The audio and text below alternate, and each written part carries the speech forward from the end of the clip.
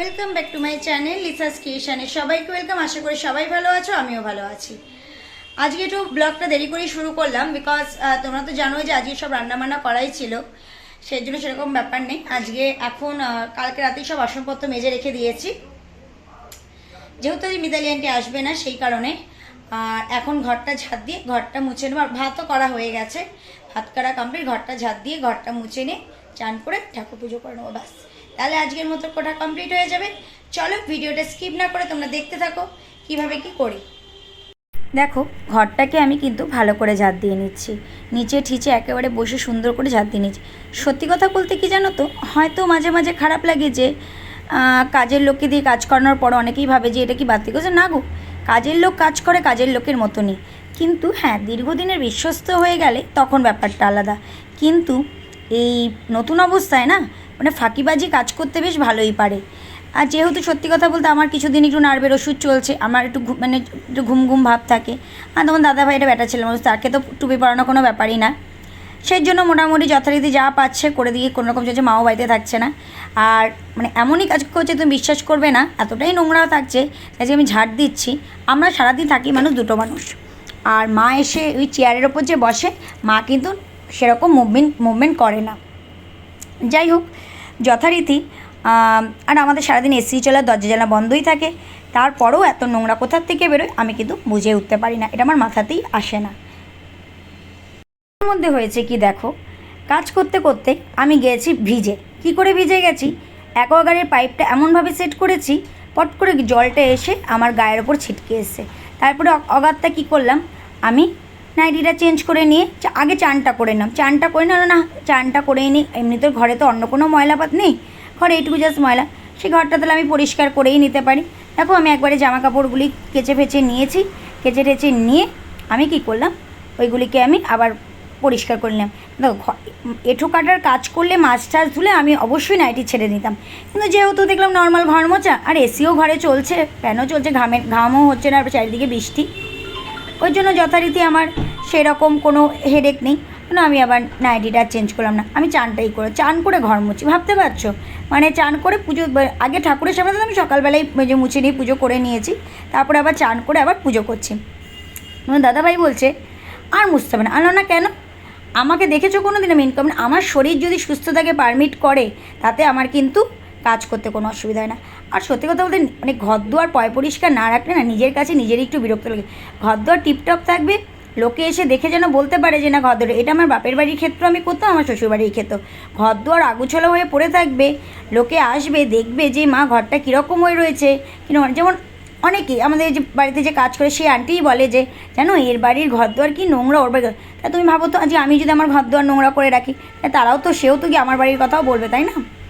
আমার ছোট্ট ফ্ল্যাট, আমার ছোট্ট ঘর, তবু আমার কাছে কিন্তু ওটা স্বর্গের মতন আমি মনে করি। কেন বলো তো, আমি গুছিয়ে রাখতে ভীষণ পছন্দ করি। এবার দেখো, কারেন্ট ছিল না, তোমাদের তো বলেইছিলাম। জলের বোতলগুলিতে এবার আমি জল ভরে নিচ্ছি, কেননা এই যে জলের বোতলগুলি সব ফাঁকা হয়ে পড়ে। তোমার দাদাভাইকে ডেকে ডেকে বলছি যে জলের বোতল যেগুলি আছে সেগুলি সব দাও, আমি ভরে নিই। আবার কখন পুরুত করে কারেন্ট যখন পুজোর আগের দিয়ে চলে এসছে, এখন কারেন্ট যাবেই সব জায়গায়। এটা মানে আমাদের এখান বলে বা তোমাদের এখান বলে সেখানে না, সব জায়গাতেই একই প্রবলেম চলবে, কারেন্ট যাবেই। সেই জন্য যতগুলি পাচ্ছি জলের বোতল ভরে নিচ্ছি, আর কিছুটা অলরেডি ফ্রিজে ভরা রয়েছে।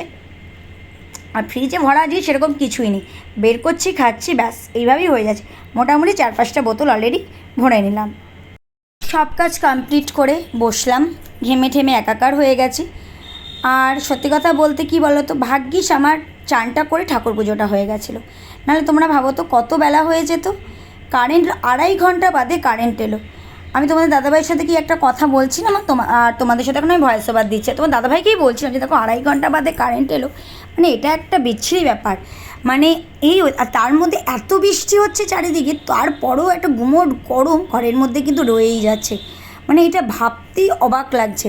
তোমরা কিন্তু ভেবো না আমি তোমাদের সাথে কথা বলছি, আমি তোমাদের দাদাভাইয়ের সাথে কথা বলছি, আর তোমাদের ফোনের ভিডিও কিছু কার যেন ভিডিও আমি দেখছি, না ভিডিও শ্যুট করছিলাম। আর সত্যি কথা বলতে এত গরম, মানে মাথা খারাপ হয়ে যাচ্ছে যে এত গরম কোথার থেকে আসে, কিভাবে আসে, এত বৃষ্টি হচ্ছে। আবার জানলা খুলে রাখবো, আমাদের এখানে ময়লার ভ্যাট আছে, সেই ভ্যাটের পচা গন্ধ চারিদিকে ম ম করে, মানে তুমি কোনো দিক থেকে কোনো দিক বাঁচোয়া হতে পারে। তাই আমি তোমাদের দাদাভাইকে বলছিলাম, এটা কোন জায়গায় তোমরা ফ্ল্যাট কিনেছো, এর থেকে আরও একটু ভেতরে কিনতে তাও ভালো, কিন্তু এটা একটা কোনো জায়গায় রাস্তার ওপর থেকে সব পাচ্ছি ঠিক আছে, কিন্তু এত প্রবলেম, যেমনি রাস্তার আওয়াজ তেমনি তুমি ঘরে জানলা দরজা বন্ধ না করে না কোনো ভয়েস ওভার দিতে পারবে না। কখনো কখনো এমনভাবে গাড়ির আওয়াজ যায় না, তুমি মানে ভয়েস ওভারের মধ্যেও গাড়ির আওয়াজ পেয়ে যাবে, মানে এটা হলো বেসিক্যালি। আর সত্যি কথা বলতে কি বলো তো, আমি না নিজের ঘর নিজের মতন করে গুছিয়ে রাখতে পছন্দ করতে ভীষণ ভালোবাসি। সেখানে কেউ ইন্টারফেয়ার করুক, ইভেন আমার শাশুড়িমাও ইন্টারফেয়ার করুক, আমার সেটাও ভালো লাগে না। মা তো বলেই দিয়েছে, তোর সংসার তোর সব কিছু তুই তোর মতন করে গুছিয়ে নে। আমি এখন রিটায়ারমেন্ট, আমি যে একদম আমি আমার মতন করে গুছিয়ে, তোমরা সেদিকে থেকে টেবিল ক্লথটা পাল্টে দিয়েছি, ভেবেছি আগামীকাল গিয়ে ছোটো টি টেবিলের টেবিল ক্লথ, ওটা আগেও কদিন আগে পাল্টেছিলাম, ওটা বেশ আমার পছন্দ হচ্ছিল না, একটা গ্লসি ধরনের একটা টেবিল ক্লথ ভেবেছি আমি নিয়ে আসবো। আর তোমরা তো সবাই জানো আমি একটু লাইটের ওপর জিনিস, মানে এই সব জিনিস একটু বেশি প্রেফার করি আমি, সত্যি কথা বলতে। বারান্দা থেকে তুলে নিই, তার মধ্যে 2-1টা জিনিস এখনও শোকায়নি, সেগুলিকে মেলে দেব। ঠিক আছে, চলো ভিডিওটা স্কিপ না করে দেখতে থাকো। গুড ইভিনিং বন্ধুরা। সত্যি কথা বলতে কি জানো তো, আমাদের যাদের রান্নাঘরের স্টাইলসগুলি একটু ব্ল্যাকের মধ্যে হয় না, তাদের দেখবে পরিষ্কার করতে করতে নেই হাতের ডানাগুলি ভীষণ ব্যথা হয়ে যায়। কারণ ওই যে আমরা সাবান দিয়ে বা ভিমবার দিয়ে যে মাজি, মানে ভিমের লিকুইড দিয়ে মাজি, ওগুলি ছিটে ছিটে যায়, জল ছিটে যায়, সেটাই আমি মানে পরিষ্কার করছিলাম। মানে রোজই পরিষ্কার করি, রোজ পরিষ্কার করছি, আমি করছি, মা করছে, তারপরেও কিন্তু নোংরা মানে ছোপ ছোপ ছোপ ছোপ হয়ে যায়। আসলে ওটা ছোপ ছোপ থাকলে না নিজেরও দেখতে বাজে লাগে। আর নিজের সংসারের কাজ নিজে যদি একটু পরিপাটি করে করা যায়, তাহলে কিন্তু এর চেয়ে মনের শান্তি কিন্তু আর কিছু হতে পারে না। যাই হোক, আর আমার এই কানের এইটা ব্যথা আছে হালকা, ও সবে তো পরশুদিন ফোটানো হয়েছে, একটু তো ব্যথা রেস থাকবেই। যাই হোক, দেখা যাক কি হয় না হয়। ঠিক আছে, চলো ভিডিওটা স্কিপ করো না, দেখতে থাকো। চা করা আজকে আগে কমপ্লিট হয়ে গেছে, এবার যাব সন্ধ্যা দিতে। সন্ধ্যাটা দিয়ে নেই, সন্ধ্যা দিয়ে নিয়ে তোমাদের সাথে আসবো গল্প দিতে। যেহেতু অবেলায় আজকে ভাত খেয়েছি, তাই আজকে ভাত খাওয়ার কোনো মানে চা খাওয়ার কোনো প্রশ্ন নেই। চলো ভিডিওটা স্কিপ না করে দেখতে থাকো। ফ্রেন্ডস, তোমরা অনেকেই না আমার ভিডিও দেখো, বাট চ্যানেলটা সাবস্ক্রাইব করো না, এটা আমি বুঝতে পারি, জানি না কেন। যাই হোক, তোমাদের কাছে এটুকু রিকোয়েস্ট করবো, তোমরা যদি আমার চ্যানেলটা সাবস্ক্রাইব করে দেবো, আমার পাশে থাকা বেল বাটনটা প্রেস করে দাও, আমিও কিন্তু তোমাদের সাপোর্ট করবো, ভালোবাসা দেবো। যাই হোক, আজকের মতো ভিডিওটা এই পর্যন্ত। আমি কিন্তু বেসিক্যালি কিছুদিন ধরে কোনো ডেলি ব্লগ তোমাদের সাথে শেয়ার করছি না, কারণ সময়ের অভাবে নিজস্ব কিছু পার্সোনাল কাজ আছে, যেসব কারণে আমি কিন্তু কোনো ডেলি ব্লগ শেয়ার করতে পারছি না। আজকে যেহেতু আমাদের কাজের যে আন্টি, মিতালি আন্টি, উনি আসছেনি, সেই জন্য একটু ঘর মোচার ভিডিওটা দিয়েছি। আর ব্যাস এইটুকুর ওপরেই ডিপেন্ড করছে। সত্যি কথা বলতে, একটু সকাল সকাল উঠলে না, সংসারের কাজ বুদ্ধি করে করতে পারলে টাইমটা কোনো ম্যাটার করে না।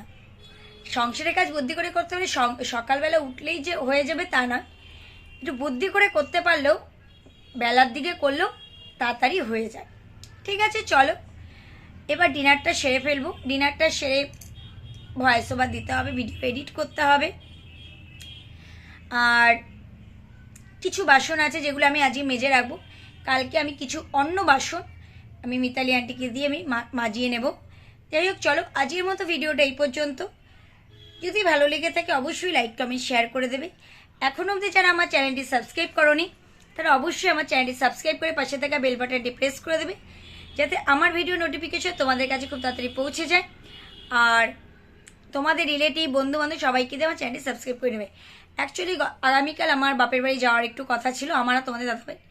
যাই হোক, আনফর্চুনেটলি যেই কারণের জন্য যাব ভেবেছিলাম সেটা হয়নি। যাব, এর মধ্যেই যাব। কবে যাচ্ছি, কখন যাচ্ছি, কি করছি, কেন যাচ্ছি, সব কিছু তোমাদের সাথে শেয়ার করব। চলো ভিডিওটা স্কিপ না করে দেখতে থাকো, আশা করি তোমাদেরও ভালো লাগবে, আমারও ভালো লাগবে। তোমাদের সাথে দেখা হচ্ছে পরের দিন একটা নতুন ব্লগে। ভালো থেকো, সুস্থ থেকো, এই কামনা করি। আর তোমরাও প্রার্থনা করো যাতে আমরাও ভালো থাকি, সুস্থ থাকি, এটাই কামনা করি। Good night, sweet dreams, tata.